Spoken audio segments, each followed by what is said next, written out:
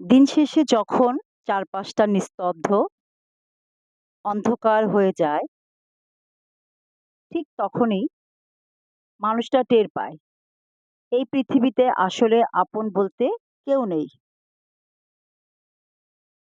দিনের আলোতে যাদের ভিড়,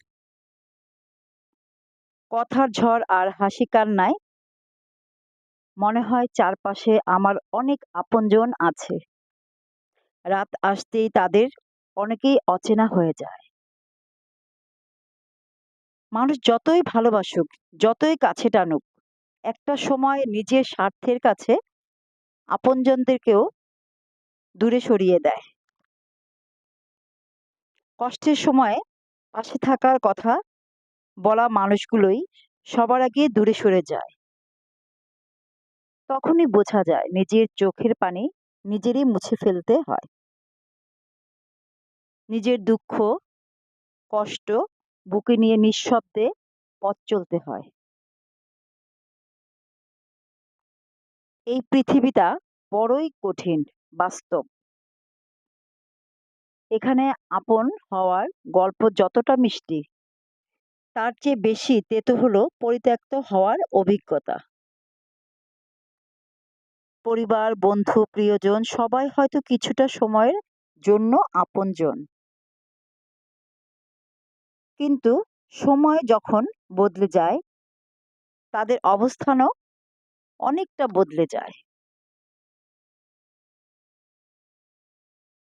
তাই দিন শেষে সত্যি কথাটা একটাই,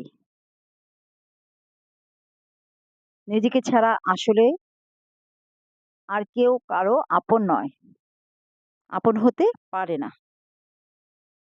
আসলে যে ব্যক্তি নিজের কষ্ট নিজেই বয়ে নিতে শিখে, সেই ব্যক্তি জীবনের আসল শক্ত মানুষ। আর আপনজন খোঁজার দৌড় থামিয়ে যদি মানুষ নিজেকেই নিজে আপন ভাবে, তবে হয়তো কিছুটা দুঃখ কমে যায়। কথাগুলো আসলেই বাস্তব সত্যি কথা। একবার ভেবে দেখেছেন কি?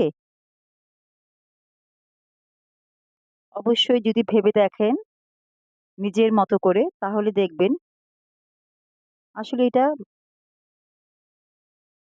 সবকিছু নিজের জীবনের সাথে এভাবেই মানিয়ে নিতে হয়। এইগুলো কথাগুলো আসলেই আমাদের জীবনের সাথে ওতপ্রোতভাবে জড়িত আছে। তাই